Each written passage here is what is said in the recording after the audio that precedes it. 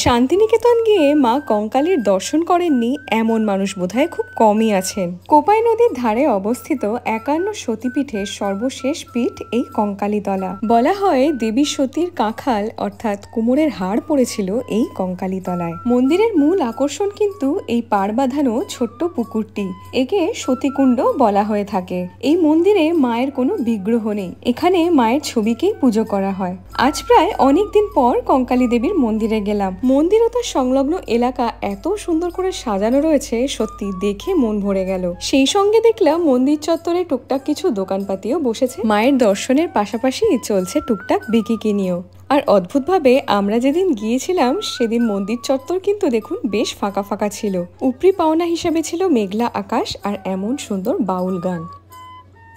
পুজো দিয়ে বেরিয়ে এসে গলা ভেজালাম ঠান্ডা ঠান্ডা লস্যি দিয়ে। পরের ভিডিওতে থাকবে বীরভূমের আর এক সতীপীঠের গল্প।